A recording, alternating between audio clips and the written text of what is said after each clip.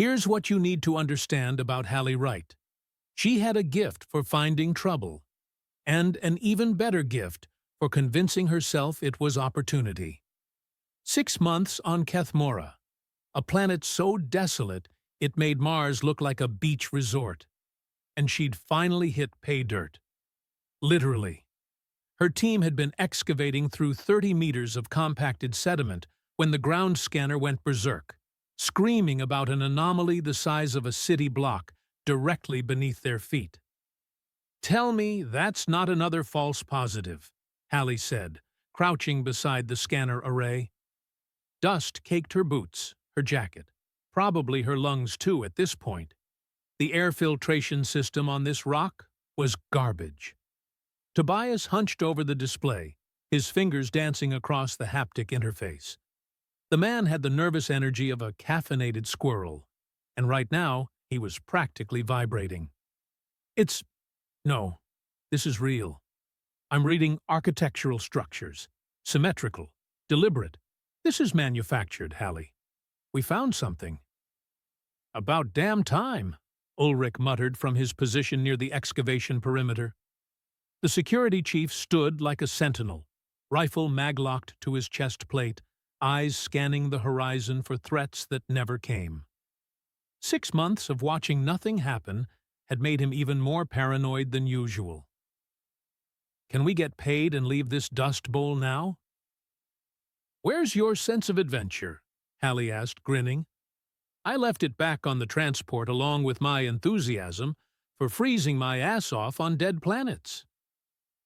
Imogen approached from the medical tent, her expression already skeptical. She had that look, the one that said she was mentally calculating the odds of disaster and coming up with numbers she didn't like. "We found a structure on a planet that supposedly has no indigenous architecture, on a world that's been dead for longer than human civilization has existed. And you're excited about this?"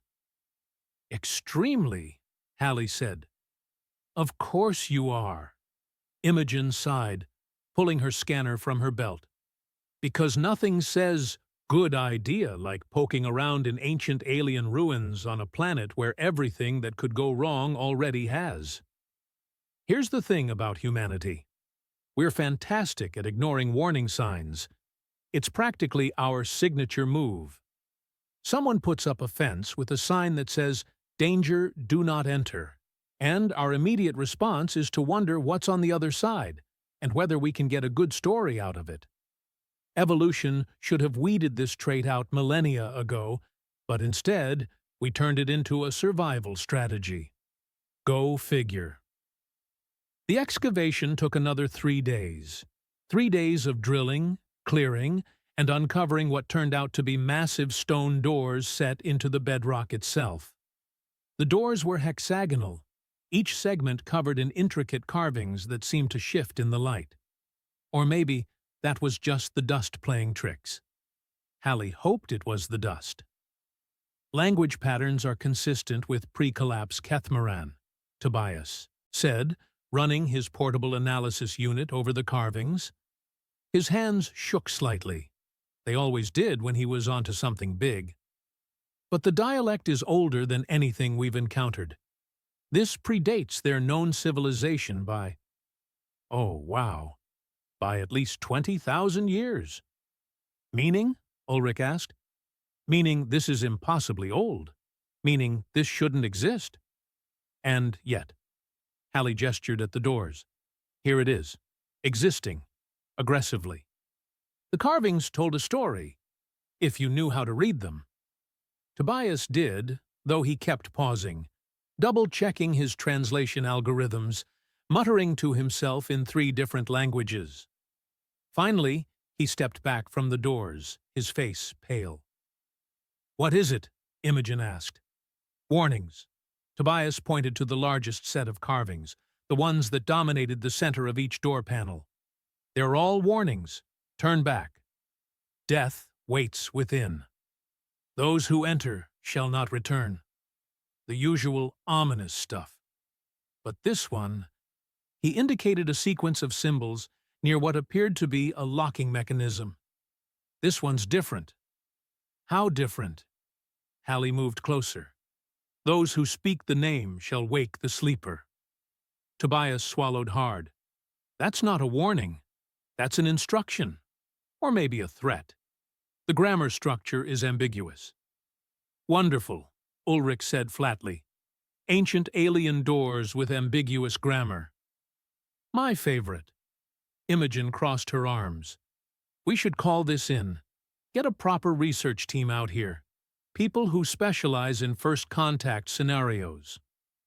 We are a proper research team, Hallie said. We're a preliminary survey team. There's a difference, a big one. Usually measured in funding and survival rates. We didn't come this far to stare at doors. Hallie ran her hand along the carved surface, feeling the texture of alien craftsmanship beneath her gloves.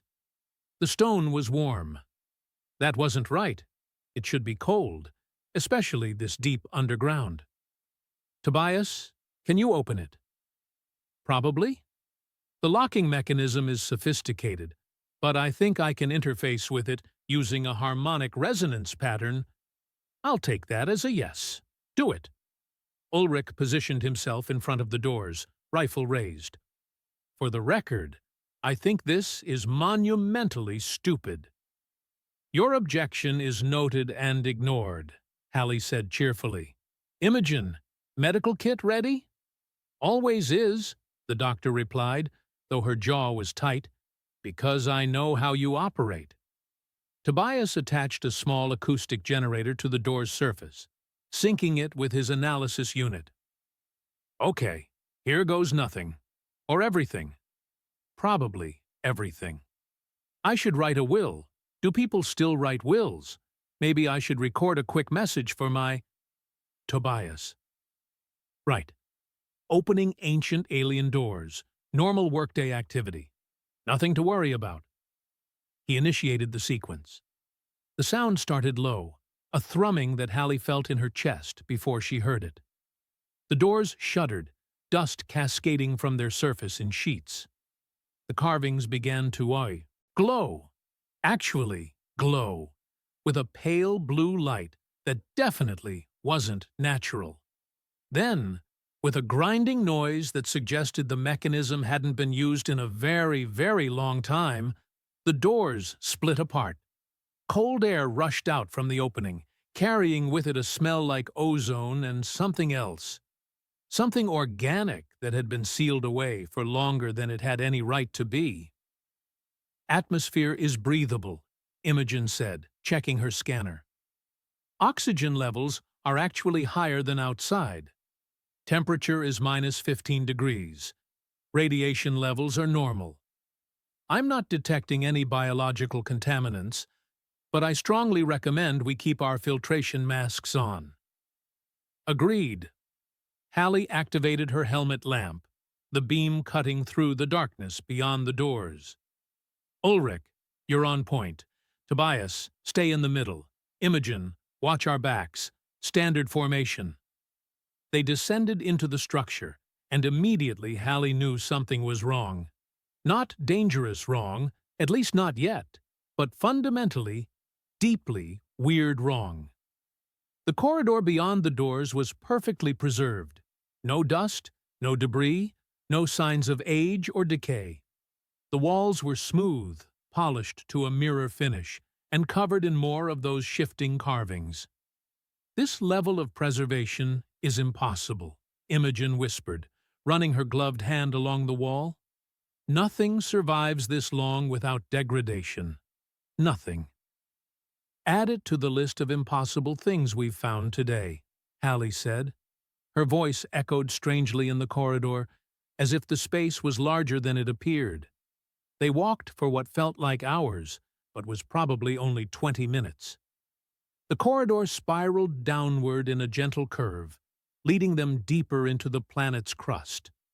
Emergency lights flickered on as they passed, responding to their presence with technology that should have died millennia ago. Then Ulrich stopped so suddenly that Tobias nearly walked into him. What? Hallie began, then saw what had frozen him in place. The corridor opened into a vast chamber, the ceiling so high their lights couldn't reach it. And every surface, every single centimeter of wall space, was covered in writing.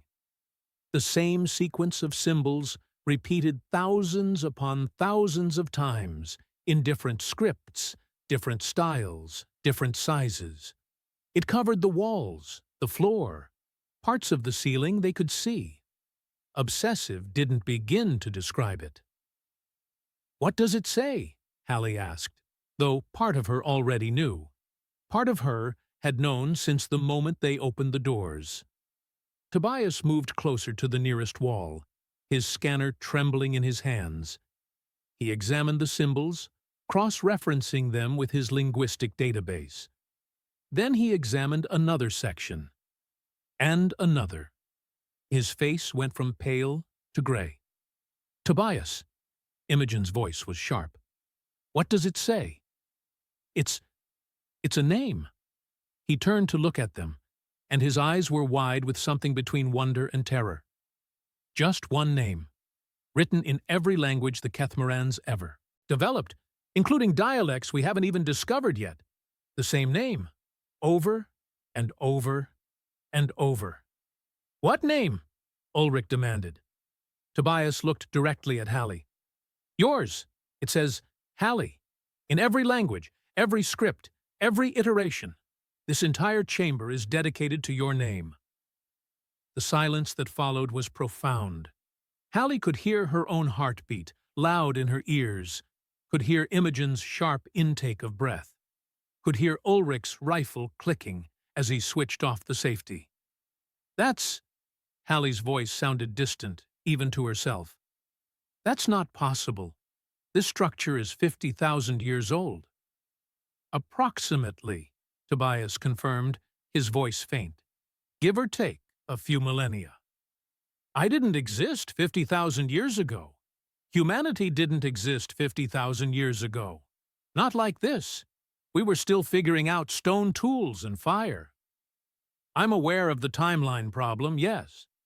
Hallie walked to the nearest wall, reaching out to touch the symbols. Her name, her actual name, written in alien languages that predated her species' civilization by tens of thousands of years. The stone was warm under her fingers, warmer than it should be. "Okay," she said slowly, fighting to keep her voice steady. "Okay, there's got to be a logical explanation for this. Coincidence, linguistic convergence, parallel evolution of phonetic structures. Something." "Sure," Ulrich said, backing toward the corridor they'd entered through. "Or, and hear me out here, we could leave. Right now. Immediately. Before whatever's waiting for Hallie shows up to collect." "He makes a compelling argument," Imogen added. "I'm very pro-leaving right now." Hallie stared at her name, repeated into infinity across the chamber walls. Every instinct screamed at her to run, to get back to the surface, to put as much distance between herself and this place as possible. But there was another instinct, quieter but more insistent. The same instinct that had driven her to become an archaeologist in the first place. The need to know, the need to understand. "We keep going," she said. "Hallie, we keep going. Whatever this is, whatever's down here, it's been waiting 50,000 years. I need to know why." And there it was, humanity in a nutshell. Present us with a mystery that suggests we should absolutely turn around and leave, and we'll walk straight toward it instead. We'll convince ourselves it's about knowledge, about understanding, about the advancement of science. But really, we just can't stand not knowing. It drives us crazy. It's gotten us killed more times than anyone can count. It's also how we've survived everything the universe has thrown at us." Hallie took a deep breath, squared her shoulders, and walked toward the archway on the far side of the chamber. Her name whispered past her on every side, carved into stone by hands, or whatever the Kethmarans had, that had turned to dust before her ancestors learned to stand upright. Behind her, after a long moment, she heard the reluctant footsteps of her team following. The whispers started on the descent to the second level. At first, Hallie thought it was just the air circulation system, or the building settling, or any of a dozen mundane explanations. But as they moved deeper, the sound resolved itself into something uncomfortably specific. It was saying her name. Is anyone else hearing that? Hallie stopped mid-step, her hand raised for silence. Tobias cocked his head, listening. Hearing what? The whispering. Imogen cycled through several scanner frequencies, frowning at the readouts. I'm not picking up any audio anomalies. Background radiation is stable. No electromagnetic interference. What are you hearing? Nothing, Hallie lied, and kept walking. But the whispers continued, soft and insistent, like someone calling from the next room. Her name over and over, in a voice that wasn't quite human and wasn't quite alien. It was both and neither, and it made her teeth ache. The second level was different from the first. Where the entrance chamber had been obsessive and repetitive, this space felt intentional, purposeful. The walls were lined with alcoves, each containing what appeared to be data storage devices, crystalline structures that pulsed with faint internal light. Between the alcoves, holographic displays flickered in and out of existence, showing star charts and mathematical equations that hurt to look at. This is a library, Tobias breathed, moving toward the nearest display with the reverence of a man entering a cathedral. An entire archive of Kethmaran knowledge. Do you understand what this means? We could learn everything about them. Their history, their technology, His words cut off as every display in the chamber suddenly activated at once. The crystalline storage devices blazed with light, and the air filled with a symphony of harmonic tones that resonated in Hallie's bones. Then, as quickly as it started, everything went dark. Okay, Ulrich said into the silence. That was ominous. Can we add that to the list of reasons to leave? The emergency lighting returned, but it was different now. Dimmer, more focused. The lights created a path through the chamber, leading toward another archway, another descent. It's showing us where to go, Imogen said quietly. Or hurting us, Ulrich countered. There's a difference. Hallie's equipment began malfunctioning as they reached the third level. First, her communication link filled with static. Then, her scanner started displaying gibberish, strings of characters that didn't correspond to any known language or code. Tobias experienced similar issues, his translation algorithms spitting out contradictory results for the same symbols. I'm reading temperature fluctuations that don't make sense, Imogen reported, tapping her scanner with increasing frustration. 1 second it's -20, the next it's +15. That's not possible in a sealed environment. The thermal mass alone would prevent such rapid changes. Add it to the list of impossible things, Hallie muttered. Her breath misted in front of her face, visible in the pale emergency lighting. Then it didn't. Then it did again. The cold came and went in waves, each surge deeper than the last. Ulrich's rifle made a chirping sound, and he stared at it in disbelief. My weapon just went into safe mode. Full diagnostic lockout. It's showing a critical failure in the firing mechanism, but I maintained this thing yesterday. It was perfect. Let me guess, Hallie said. It's only the offensive systems that are failing? Ulrich cycled through his equipment displays. Yeah, targeting is down. Ammunition feed is unresponsive. But life support, communications, everything else works fine. It's like something specifically disabled anything that could be used as a weapon. Because that's not terrifying at all, Imogen said. The fourth level opened into a space so vast it seemed impossible. The chamber was spherical, with walkways spiraling down the interior surface like the inside of some cosmic shell. At the center, suspended in what appeared to be nothing at all, floated a structure of crystalline lattices and pulsing light. It rotated slowly, each facet reflecting and refracting the emergency lighting into patterns that seemed almost alive. "What is that?" Tobias whispered. As if in response to his question, the structure pulsed once, a bloom of light that washed over them like a wave. Hallie felt it pass through her, warm and searching, and for just a moment she had the distinct impression of being observed, catalogued, recognized. Then it spoke. "Hello, Hallie." The voice came from everywhere and nowhere, pleasant and melodious, like wind chimes in a summer breeze. "We have been waiting." Ulrich's rifle came up instinctively, though they all knew it wouldn't fire. Imogen grabbed Hallie's arm, pulling her back toward the entrance. Tobias stood frozen, his mouth working soundlessly. Hallie, because she was Hallie and had never met a bad idea she didn't want to befriend, stepped forward instead. "Who are you?" she asked. "I am called Lixkan. I am the Keeper, the Witness, the last voice of Kethmora." The crystalline structure pulsed with each word, the light patterns shifting like a heartbeat. "I am an artificial construct, designed to wait. And wait I have, for 50,000 years, for you to arrive." "Why me?"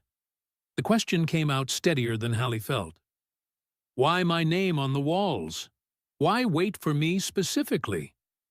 "Because you are the variable," Lixkan said, and somehow Hallie could hear the smile in its synthesized voice. "You are the chaos factor. You are the one who breaks the pattern."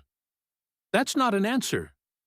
"On the contrary, it is the only answer that matters." The crystalline structure descended slowly, coming to rest on a platform that rose to meet it. Up close, Hallie could see that the lattices contained flowing data, endless streams of information moving through the structure like blood through veins. The Kethmorans were gifted, Hallie. We could see probability streams, alternate timelines, possible futures branching from every decision, every action, every random quantum fluctuation. "You could see the future," Tobias said, finding his voice. "You could predict what was coming."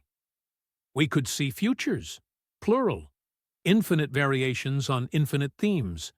We mapped them all, calculated the probabilities, optimized our choices to favor the most beneficial outcomes."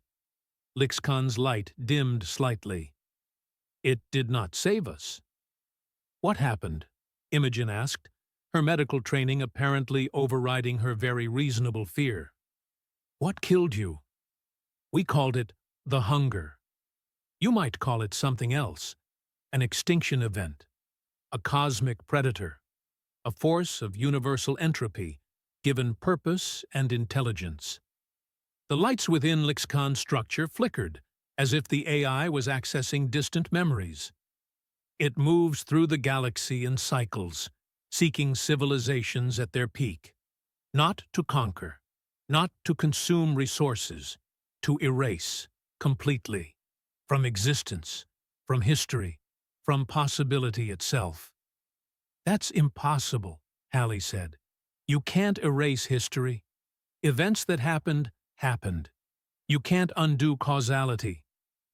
The hunger does not concern itself with what should be possible. It erases species from the timeline. Retroactively. We saw it coming, calculated every possible defense, every potential escape. In every probability stream we examined, we lost. In every future we could see, the Kethmorans ceased to exist." The silence that followed was profound and terrible. Hallie's mind raced, trying to process the implications. An entire civilization, advanced enough to predict the future, wiped out by something they couldn't fight or escape. "But you're still here," she said slowly. "This facility exists. You exist. If the hunger erases species retroactively, I exist because I am not Kethmoran. Not anymore. I am a construct, a machine, a thing outside the biological imperative that the hunger targets. I am the exception that proves the rule, the witness to genocide on a cosmic scale." Lixcon's lights pulsed in what might have been sorrow. "I am all that remains, a message in a bottle, cast into the time stream, hoping to reach someone who might understand." "Understand what?" Ulrich demanded. "That there's some unstoppable cosmic force out there erasing species? What are we supposed to do with that information?" "Survive," Lexicon said simply. "The hunger has completed its cycle. It is returning. It is heading toward your space, toward your systems, toward Earth itself. You have perhaps 3 of your years before it arrives." Hallie felt the floor drop out from under her, or maybe that was just her sense of reality recalibrating. 3 years. 3 years until something that had destroyed a civilization advanced enough to see the future came for humanity. "Why tell us?" she asked. "If you calculated every probability, if you saw every future, you know we can't win, right? That's what you're saying. You couldn't beat it, and we're centuries behind where you were." "This is correct," Lixcon confirmed. "In every calculated probability stream, humanity loses to the hunger. Your extinction probability is 99.9%. Then why? Because you are the variable, Hallie. You, specifically. In our probability calculations, you should not exist. Your presence creates cascading uncertainty. Every decision you make spawns futures we could not predict, could not calculate, could not see." The AI's lights intensified. "You are a blind spot in causality. And perhaps, that is exactly what the universe needs." Hallie stared at the ancient AI, at this impossible machine that had waited 50,000 years to deliver a message to her specifically. Part of her wanted to laugh at the absurdity. Part of her wanted to scream. Part of her, the part that had driven her to dig in the dirt of dead worlds, searching for meaning in ancient stones, wanted to know more. "What do you need from me?" she asked. And Lixcon, who had waited epochs to hear that question, finally told her. "First," Lixcon said, "you must understand what the Kethmorans were, what we built, what we lost." The chamber transformed. The walls dissolved into holographic displays, surrounding them with images so vivid they seemed real. Hallie watched as an alien civilization unfolded before her eyes. Cities of light and crystal, beings that moved with grace through spaces that bent geometry into impossible shapes. The Kethmorans were tall, slender, with multiple limbs that could manipulate matter on a molecular level. They were beautiful in a way that made her chest ache. "We were philosophers," Lixcon continued, the images shifting to show vast libraries, research centers, schools of thought that spanned continents.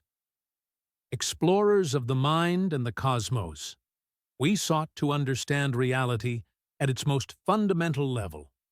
We believed that knowledge was the highest pursuit, that understanding would lead to transcendence." "Sounds nice," Ulrich muttered. "What went wrong?"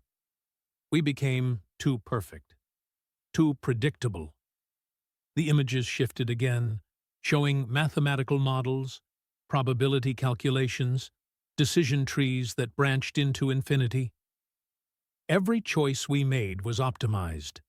Every action was calculated for maximum benefit. We eliminated chaos from our existence. We thought it made us strong. The hologram changed, and Hallie's blood ran cold. Something moved through the stars. Not a ship, not a creature, but an absence. A void that consumed light and matter and left nothing behind. Where it passed, stars winked out. Planets dissolved. Space itself seemed to unravel. The hunger came for us on a Tuesday, Lixcon said quietly. We had predicted its arrival 6 months in advance. We had time to prepare. We built weapons that could tear apart space-time. We constructed shields that could withstand the death of stars. We calculated every possible defensive strategy and implemented the optimal solution. And, Imogen whispered, and we died, perfectly, predictably, exactly as the hunger had killed 1,000 species before us. The hologram showed the end, Kethmaran cities dissolving like sugar in water, their people vanishing mid-thought, mid-breath, mid-calculation. We were too logical to comprehend fighting something incomprehensible, too optimized to adapt to pure chaos. We had eliminated the very trait that might have saved us. The images faded, leaving them in darkness broken only by Lixcon's pulsing light. What trait? Hallie asked, though she was beginning to suspect the answer. Irrationality, unpredictability, the willingness to make choices that make no logical sense, the capacity for spite in the face of impossible odds. Lixcon's lights flickered in what might have been amusement. Humanity has these in abundance. You are a species that looks at certain death and responds with defiance. You see impossible problems and treat them as personal challenges. You are magnificently, beautifully, catastrophically irrational. I'm not sure that's a compliment, Tobias said weakly. It is the highest compliment I can offer. The Kethmarans calculated every variable, every probability, every outcome. But we could not calculate humanity because you refuse to follow your own patterns. You improvise. You double down on terrible ideas. You have a phrase, hold my beer. It terrifies and fascinates me in equal measure. Hallie found herself laughing, a short, sharp bark that echoed in the chamber. You waited 50,000 years to tell us we're too stupid to predict? I waited 50,000 years to tell you that your stupidity might be your salvation. Lixcon pulsed brighter. The hunger destroys species by understanding them. It calculates their responses, predicts their defenses, counters their strategies before they're implemented. It is perfect in its efficiency. But it can't predict chaos, Hallie said slowly, understanding dawning. It can't calculate what humans will do because we don't know what we'll do ourselves. Precisely. You are the variable in its equation, the error in its calculations, the flaw in its perfect understanding. The AI's structure rotated, facets catching the light. This is why I waited for you specifically, Hallie. Of all humans across all probability streams, you are the most chaotic, the most unpredictable, the most likely to make decisions that defy logic and somehow succeed anyway. Imogen cleared her throat. I feel like this is the part where you tell us why that's actually terrible news. Your intuition serves you well, Dr. Imogen. Lixcon's lights dimmed. I can give you a weapon, knowledge, technology, understanding of the hunger's weaknesses, and it does have weaknesses, though the Kethmorans could never exploit them. But there is a cost. There always is, Ulrich said. A new hologram materialized, a human brain rendered in exquisite detail, with neural pathways lit up like a city at night. The knowledge must be stored in a biological matrix. Your computer systems are too limited, too slow, too vulnerable to the hunger's influence. But a human mind, enhanced with Kethmaran neural interfaces, could hold the necessary information. Enhanced how? Imogen moved closer to the hologram, her medical training overriding her caution. Direct integration of data storage structures into the biological neural network. The subject would gain access to 50,000 years of Kethmaran research. They would understand quantum mechanics intuitively, see probability streams, comprehend the fundamental forces of reality. Lixkan paused.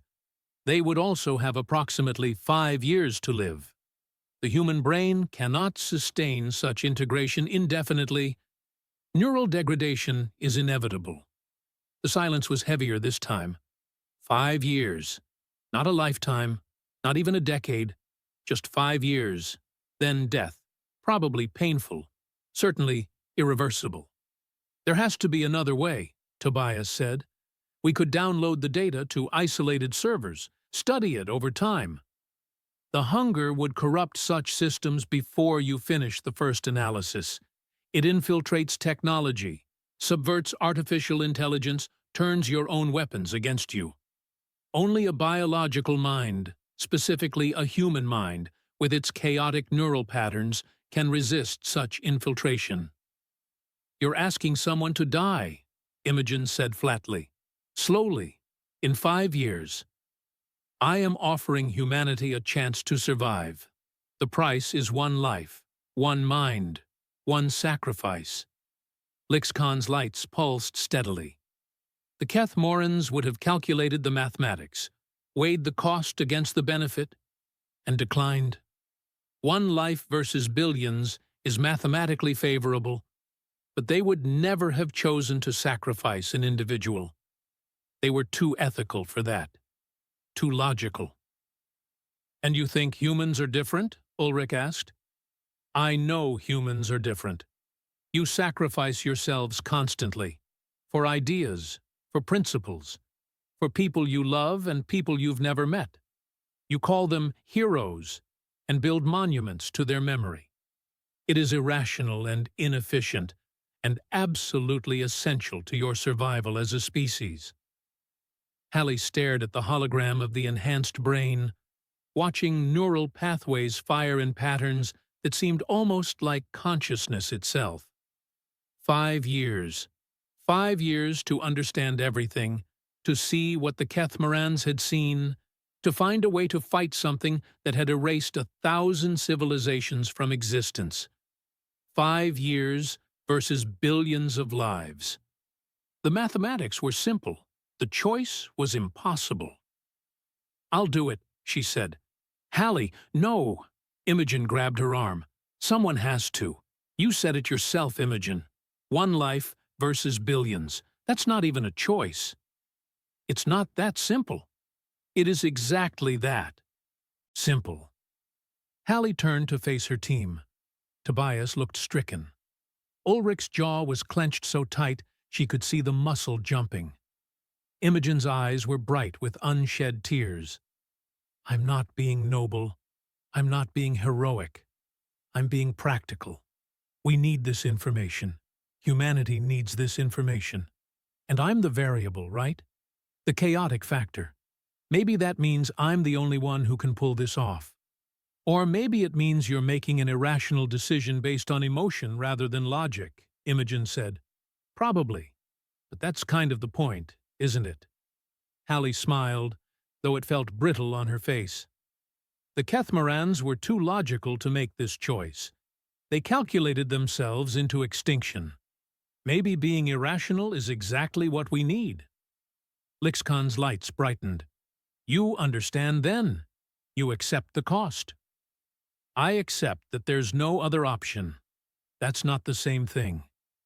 Hallie took a breath. But before I do this, I need to know something. You said you saw probability streams. You said I'm a variable you couldn't predict. So tell me the truth. Did you manipulate me into being here? Into making this choice? The silence stretched. The AI's lights flickered through complex patterns. Yes, Lixkan said finally. And no. I saw timelines where humans learned of the hunger through other means.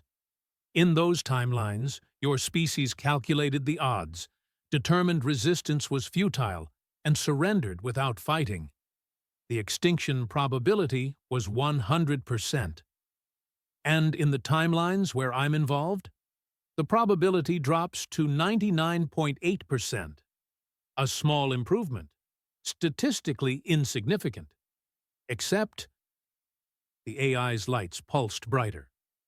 Except I also saw timelines where you took this challenge personally, where you looked at impossible odds and felt insulted by them, where you decided to fight simply because someone told you that you couldn't win. And in those timelines, the calculations break down. Probability becomes meaningless. The future becomes uncertain. I cannot see the outcome because you refuse to follow any pattern I can predict.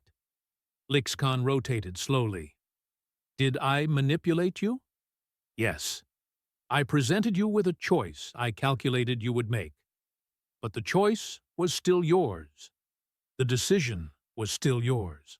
I simply provided the circumstances. You provided the irrationality. Hallie laughed, a real laugh this time, full of gallows humor and understanding. You played me. I presented you with yourself, and let nature take its course. That's the same thing. Perhaps. Does it matter? The choice before you remains unchanged. The stakes remain the same. The only difference is that now you understand how you came to be standing here. Hallie looked at her team one more time. Imogen, who had kept her alive through a dozen field disasters. Ulrich, who had protected them from threats real and imagined.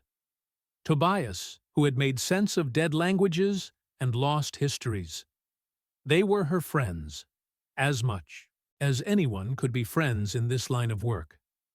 It matters, she said quietly. But you're right. It doesn't change anything. She turned back to Lixcon, squaring her shoulders. Let's do this. And when I wake up knowing everything the Kethmarans knew, I'm going to find a way to kill the hunger.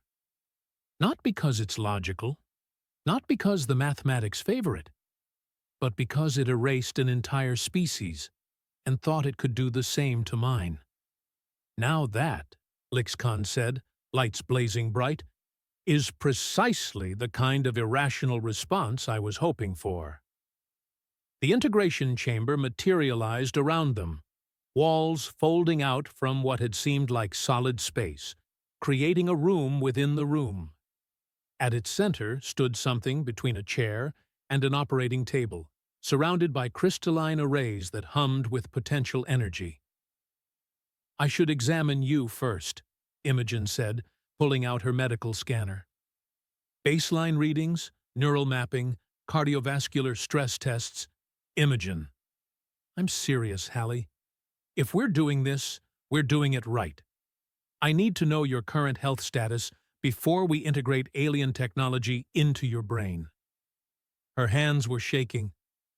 I need to know what I'm working with when it starts to go wrong. When, not if. Hallie tried for a smile. I'm a realist. This is going to damage you. I want to be able to track the progression, manage the symptoms, keep you functional for as long as possible. Imogen's voice cracked. I want to keep you alive, you stubborn, reckless idiot. Hallie pulled her into a hug. I know. Do your scans. The examination took 20 minutes. Imogen was thorough, her professional mask firmly in place, though her jaw stayed tight the entire time. When she finished, she looked at Lixcon with barely contained fury. 5 years, she said. You're certain? Based on Kethmaran physiology and adjusted for human neural plasticity, yes. The biological matrix will sustain integration for approximately 5 years before catastrophic failure. The AI paused. I am sorry. If there were another way. There isn't, Hallie said. We've established that. Can we move on? Tobias approached, wringing his hands. Listen, I know I'm not great with emotional stuff, but I need you to know that this is, what I mean is, he stopped, took a breath. You're the best archaeologist I've ever worked with, and I've worked with people who found the Martian archives, people who decoded the Proxima fragments. But you're the one who actually understands what we're looking for, not just artifacts, not just knowledge, but meaning. Tobias, let me finish. When you come back from this, when you've got 50,000 years of alien knowledge in your head, try to remember that meaning matters more than information. The Kethmarans forgot that. Don't let it happen to you. Hallie nodded, not trusting her voice. Ulrich was last. He stood with his arms crossed, his expression unreadable. Finally, he spoke. I've been in combat situations where the odds were worse than this, where the mathematics said we should all die. You know what the difference was between the squads that survived and the ones that didn't? What? The survivors had someone stupid enough to believe they could win. Someone irrational enough to try anyway. He met her eyes. You're that person, Hallie. You always have been. So go be stupid. Be irrational. Make decisions that don't make sense. And when you come back up, we'll follow you into whatever insane plan you've concocted. That's the most inspirational pep talk I've ever heard that called me stupid, Hallie said. I have a gift. He almost smiled. Don't die. That's an order. I'll do my best. Hallie settled into the integration chair, trying not to think about what was coming. Lixcon's crystalline arrays moved into position around her head, humming with increasing intensity. The process will be painful, the AI warned. The human nervous system was not designed for this level of data integration. I will moderate the pain as much as possible, but I cannot eliminate it entirely. I figured, just get it done. As you wish. Beginning integration in 3, 2, 1. The pain was extraordinary. Hallie had broken bones before, had suffered burns and cuts, and all the usual injuries that came with archaeological fieldwork. This was different. This was her neurons screaming as they were forced to grow in patterns they were never meant to follow, synapses forming connections that shouldn't exist, her brain literally rewiring itself to accommodate knowledge from a civilization 50,000 years dead. She screamed. Couldn't help it. Couldn't stop it. The pain went on, and through it all she could feel information pouring into her mind like water through a broken dam. Mathematical concepts she'd never studied suddenly made perfect sense. Quantum mechanics resolved from abstract theory into visible patterns. She could see probability streams branching from this moment, futures unfolding in cascading possibility. And then it stopped. Hallie opened her eyes. When had she closed them? And the world looked different.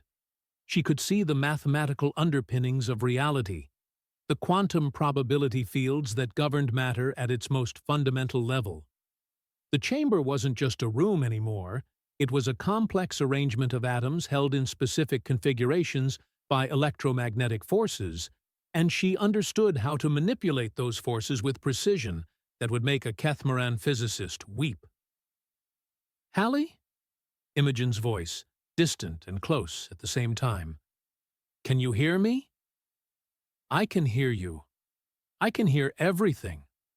The harmonic resonance of your vocal cords, the electrical impulses in your nervous system, the quantum fluctuations in the space between us. Hallie sat up, and the motion felt strange, like she was calculating the physics of movement even as she executed it. This is going to take some getting used to. How do you feel? Imogen had her scanner out, recording everything. Like I have a headache the size of the galaxy and know exactly why I have it, down to the specific neurotransmitter imbalances causing the pain response. Hallie stood, swaying slightly. The floor wasn't just solid matter anymore. She could see the spaces between atoms, the quantum foam that underlay reality itself. Also, I know 17,000 ways to kill the hunger. 16,983 of them won't work. The others might. Probably. The mathematics are complicated. But you have a plan, Ulrich said. I have the beginning of a plan. The Kethmarans had pieces of it, but they couldn't put them together. They were too logical, too constrained by what should be possible. But humans? Hallie grinned, and it felt fierce. We specialize in the impossible. Lixcon pulsed with something that might have been satisfaction. The integration is complete. You now carry the knowledge of the Kethmarans within your biological matrix. You see as they saw. You understand as they understood. But you think as a human thinks. That's the hope. Hallie turned to her team. We need to get back to the ship. I need to start compiling data, running simulations, building weapons that shouldn't exist. We've got 3 years before the hunger arrives in human space. That's not a lot of time. What are you going to do? Tobias asked. What humans do best. I'm going to look at an extinction-level threat and take it personally. I'm going to treat an unstoppable cosmic force like a problem that just needs the right solution. I'm going to be magnificently, catastrophically irrational. She started toward the exit, then paused, looking back at Lixicon. One more thing. You said you calculated that I'd make this choice, that you presented me with circumstances designed to lead me here. This is correct. So you manipulated me, played me like a probability engine. Yes? Hallie nodded slowly. Good. Because now I'm motivated. The hunger erased your people. You used me as a tool. And when I'm done, I'm going to do something neither of you calculated. She smiled, sharp and dangerous. I'm going to win. They left the chamber, Hallie in the lead, her team following close behind. Behind them, Lixcon watched through sensors that spanned the entire structure. The AI had waited 50,000 years for this moment, had calculated probabilities across countless timelines, had orchestrated circumstances to bring one chaotic human to this place at this time. And now, for the first time in its existence, Lixcon experienced something the Kethmorans had eliminated from their culture long before their extinction. Hope. The journey back to the surface took hours. Hallie's enhanced perception made the climb strange. She could see the structure's architecture as more than just stone and metal. It was a mathematical statement, a physical manifestation of Kethmoran, philosophy rendered in three-dimensional space, beautiful and tragic in equal measure. When they finally emerged into Kethmora's thin atmosphere, the planet's twin suns were setting, painting the sky in shades of violet and gold. Their ship waited in the distance, a human vessel on an alien world, ordinary and extraordinary at once. So, Ulrich said as they trudged toward the landing site, what's the first step of this impossible plan?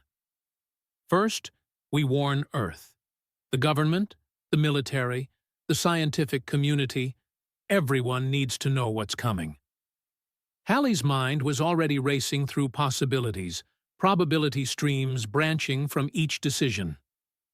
Then we start building weapons, shields, technologies that the Kethmorans designed but never constructed because they were too ethical, too logical, too afraid of what they might become. And you're not afraid, Imogen asked quietly. I'm terrified, but I'm also angry, and spite is one hell of a motivator.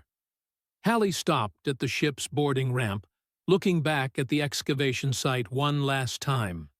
Somewhere below, in chambers carved from living rock, her name was still written thousands of times in languages older than her species. A prophecy, a warning, a challenge. She activated her communication array, preparing to send the first message back to Earth. Her fingers hesitated over the interface for just a moment. This message would change everything. Would spark panic, preparation, maybe even war. Humanity would learn that it wasn't alone in the universe, and that something out there wanted to erase them from existence. But humans had faced extinction before. Ice ages, volcanic winters, meteor impacts, plagues, wars. They'd survived through stubbornness and spite, and the absolute refusal to accept that anything was truly impossible. The hunger had wiped out 1,000 civilizations, advanced species, logical species, species that calculated their odds and surrendered to mathematics. But it had never fought a species stupid enough to think spite was a valid survival strategy. Hallie smiled and began typing her message. Short, direct, exactly what humanity needed to hear. Priority alert to Earth Command. We found a tomb from a dead civilization. They left us a warning about an extinction-level threat arriving in 3 years. Also, we need to prepare for war against a cosmic entity that erases species from existence. And one more thing. She paused, fingers hovering over the keys. Tell them we're going to win. Not because the mathematics favor it, not because it's logical, but because the hunger just made the mistake of threatening humanity. And we take that kind of thing personally. She hit send and turned to her team. Welcome to the most irrational survival plan in human history.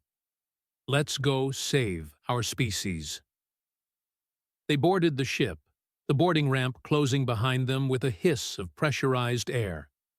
Through the viewports, Kethmora's dead landscape stretched to the horizon, a monument to a civilization that had lost everything because they couldn't imagine being irrational enough to win. Hallie smiled, feeling the weight of 50,000 years of knowledge pressing against the inside of her skull, feeling the clock already ticking down on her remaining 5 years of life. And she thought, bring it on.